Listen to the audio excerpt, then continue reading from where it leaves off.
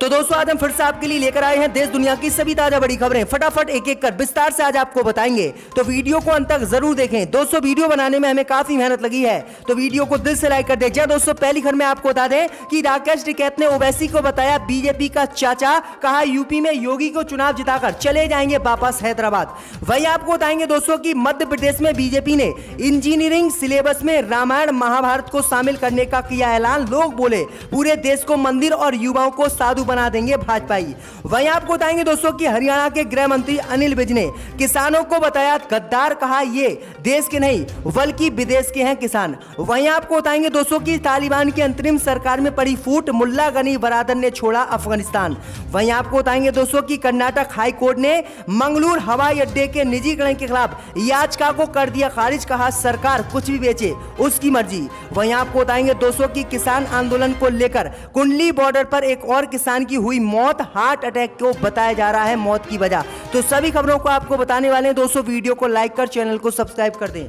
इसी बीच पर तो दोस्तों अगली खबर की ओर, तो राकेश टिकैत ने ओवैसी को बताया बीजेपी का चाचा, कहा योगी को चुनाव जिताकर चले जाएंगे हैदराबाद। जी दोस्तों आपको बता दें ये बड़ी खबर सामने निकल कर आई दोस्तों कि राकेश टिकैत ने आज असदुद्दीन ओवैसी को बीजेपी का चाचा जान बताया है और कहा है कि बीजेपी को उत्तर प्रदेश में चुनाव जिताकर ये वापस हैदराबाद चले जाएंगे। दरअसल आपको बता दें कि राकेश टिकैत ने कहा है कि बीजेपी के चाचा जान उत्तर प्रदेश में आ गए हैं और ये असदुद्दीन ओवैसी का सहारा लेंगे, क्योंकि ओवैसी का आशीर्वाद बीजेपी के उत्तर प्रदेश में साथ है। उन्होंने कहा है कि अगर ओवैसी उत्तर प्रदेश में बीजेपी वालों को गाली भी देंगे तब भी ओवैसी पर मुकदमे दर्ज नहीं होंगे। अगर ओवैसी पर मुकदमे दर्ज भी होंगे तब ओवैसी की गिरफ्तारी भाजपा वाले नहीं करवाएंगे। उन्होंने कहा है कि बीजेपी की ए बी टीम सब कुछ असदुद्दीन ओवैसी है, इसलिए हमें भाजपा की चाल समझने की जरूरत है और असदुद्दीन ओवैसी से सावधान रहने की जरूरत है, क्योंकि असदुद्दीन ओवैसी ने बिहार में जेडीयू की सरकार बनवा दी और राजद को हरवा दिया। तो ये बड़ी अपडेट आई दोस्तों कि अब किसानों ने ओवैसी को बीजेपी का चाचा बता दिया। आपकी क्या राय है हमें कमेंट में जरूर बताएं। इसी बीच पर तो दोस्तों अगली खबर की ओर, तो तालिबान के बाद अब भारत में बड़ा खालिस्तान का खतरा, मोदी अमित शाह की बड़ी मुश्किलें। जी दोस्तों आपको बता दें कि अफगानिस्तान के बाद अब भारत में खतरे की घंटी बज चुकी है। जी हां, अफगानिस्तान में तालिबान की मदद करके सत्ता दिला चुका पाकिस्तान अब भारत में खालिस्तान को मजबूत करने में लग गया है। इसका खुलासा आज हुआ है, जिसके बाद मोदी सरकार की मुश्किलें बढ़ गई हैं। अमेरिका की एक रिपोर्ट ने खुलासा किया है कि पाकिस्तानी समर्थित अलगाववादी खालिस्तानी समूह अमेरिका में अपनी पकड़ मजबूत कर रहा है। इसमें सबसे बड़ी बात यह है कि अमेरिकी सरकार इन संगठनों की भारत विरोधी गतिविधियों को रोकने के लिए कोई काम नहीं कर रही है, इसलिए ये लगातार अमेरिका और भारत में मजबूत होता जा रहा है। दरअसल आपको बता दें कि खालिस्तानी जो संगठन है वह सिख संगठन है और जो लगातार पंजाब को अलग देश बनाने की मांग कर रहा है, भारत से इसे अलग करने की मांग करा, लेकिन मोदी सरकार ने खालिस्तानी संगठन को भारत में बैन कर दिया है और इसे आतंकवादी संगठन घोषित कर दिया है। लेकिन अब तालिबान के जरिए अब ये खालिस्तानी समर्थक भारत में आतंक फैला सकते हैं। तो ये बड़ी अपडेट आ रही कि मोदी अमित शाह की मुश्किलें एक बार फिर से बढ़ गई। इसी बीच पर तो दोस्तों अगली खबर की ओर, तो कुंडली बॉर्डर पर किसान आंदोलन में शामिल एक किसान की हुई मौत, किसानों में भारी गुस्सा। जी हां दोस्तों आपको बता दें कि सोनीपत में कुंडली बॉर्डर पर कृषि कानूनों के खिलाफ जारी आंदोलन में शामिल गांव खानपुर के किसान की संदिग्ध अवस्था में आज मौत हो गई है। मौत का कारण हार्ट अटैक बताया जा रहा है। हालांकि पोस्टमार्टम रिपोर्ट आने पर ही मौत के कारणों का खुलासा हो सकेगा। पुलिस ने सबको कब्जे में लेकर पोस्टमार्टम के लिए भिजवा दिया है। वहीं आपको बता दें कि खानपुर का रहने वाला किसान मनोज कुमार लंबे समय से कुंडली बॉर्डर पर जारी आंदोलन में शामिल था। वह कुंडली बॉर्डर पर भारतीय किसान नेता गुरनाम सिंह के कार्यक्रम के पास झोपड़ी में रह रहा था। बुधवार सुबह करीब 6 बजे जब वह नहीं उठा तो साथी किसानों ने उसे उठाने का प्रयास किया, लेकिन फिर उसकी मौत हो गई थी। भाई आपको बता दें कि किसान की मौत पर किसानों में भारी गुस्सा है। किसान कह रहे हैं कि मोदी सरकार हमारी कोई सुध नहीं ले रही है। अब तक हमारे 600 किसान भाइयों ने मौत का मुंह चख लिया है और आगे भी लगातार हमारे किसान भाइयों की मौत हो रही है, लेकिन मोदी सरकार तीनों कृषि कानून रद्द करने के लिए तैयार नहीं और ना ही हमसे बात करने के लिए तैयार है। तो ये बड़ी अपडेट आई दोस्तों।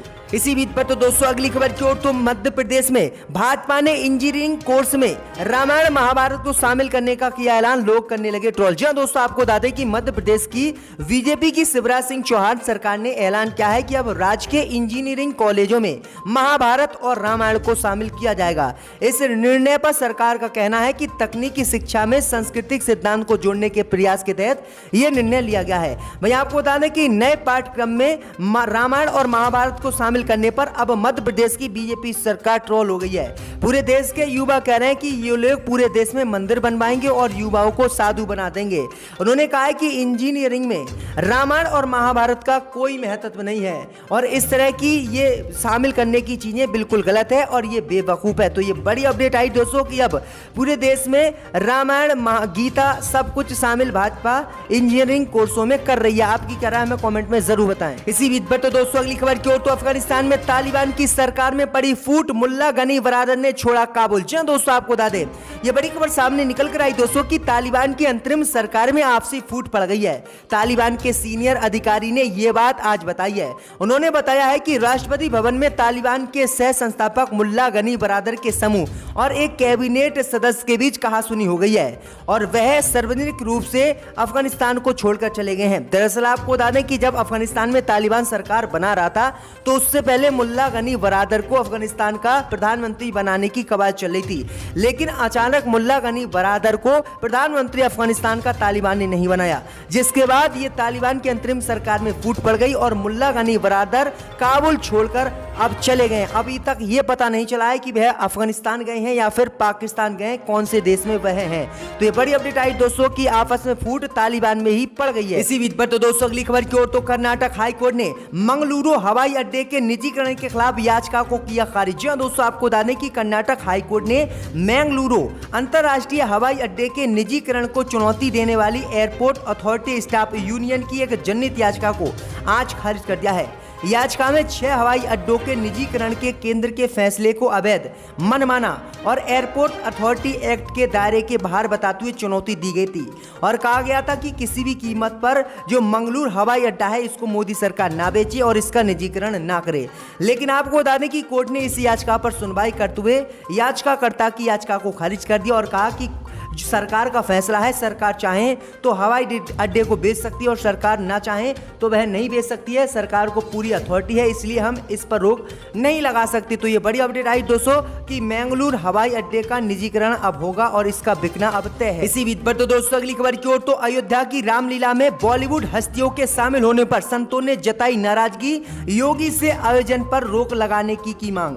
जी दोस्तों, आपको बता दें कि अयोध्या की रामलीला में फिल्मी हस्तियों के शामिल होने पर संत समाज में नाराजगी है। संतों ने मंगलवार को उत्तर प्रदेश के मुख्यमंत्री योगी आदित्यनाथ से मांग की है कि अगले महीने यहां बॉलीवुड कलाकारों द्वारा की जाने वाली रामलीला के आयोजन पर तत्काल प्रतिबंध लगाया जाए। संतों का कहना है कि उनका विरोध रामलीला को लेकर नहीं बल्कि उनके मंचन के तरीके को लेकर है। संतों ने आरोप लगाया है कि बॉलीवुड कलाकार शराब और मांस का सेवन करते हैं और अनैतिक गतिविधियों में शामिल होते हैं, जिसके कारण वे कभी भी रामायण के पवित्र पात्रों की प्रस्तुति नहीं कर सकते। संतों ने कहा है कि पारंपरिक रामलीला करने वाले कलाकार अपने जीवन में नैतिक और धार्मिक अनुशासन का पालन करते हैं। अयोध्या के मंदिर बड़ा भक्त माल पर यहां करीब 100 संतों की बैठक हुई है जिसमें ये मांग की गई है। तो ये बड़ी अपडेट आ रही है। इसी बीच पर तो दोस्तों अगली खबर की ओर तो सपा में अपनी पार्टी के विलय की चर्चा के बीच शिवपाल यादव ने घोषित किए प्रत्याशी। जी दोस्तों, आपको बता दें कि प्रगतिशील समाजवादी पार्टी सपा में विलय की चर्चा के बीच शिवपाल यादव ने यूपी चुनाव के लिए प्रत्याशियों की घोषणा भी शुरू कर दिया है। प्रगतिशील समाजवादी पार्टी के राष्ट्रीय अध्यक्ष शिवपाल सिंह यादव ने मेरठ में पार्टी के जिला अध्यक्ष विपिन चौधरी को कैंट का प्रत्याशी घोषित कर दिया है।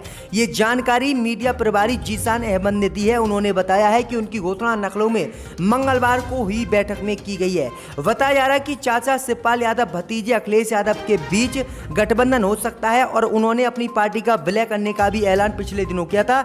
लेकिन विलय के बीच भी आखिरकार शिवपाल यादव अपनी पार्टी के उम्मीदवारों को क्यों समाजवादी पार्टी के खिलाफ खड़ा कर रहे हैं। तो ये बड़ी अपडेट आई दोस्तों कि सपा के खिलाफ चाचा शिवपाल यादव उतर आए हैं। इसी बीच पर तो दोस्तों अगली खबर की ओर तो पंजाब में चुनाव से पहले भाजपा को झटका, बीएसपी में शामिल हुए भाजपा के नेता और कार्यकर्ता। जी दोस्तों, आपको बता दें कि पंजाब में चुनाव से पहले बीजेपी को आज बड़ा झटका लगा है। पंजाब में बीजेपी के सैकड़ों नेता और कार्यकर्ता आज बीएसपी में शामिल हो गए हैं।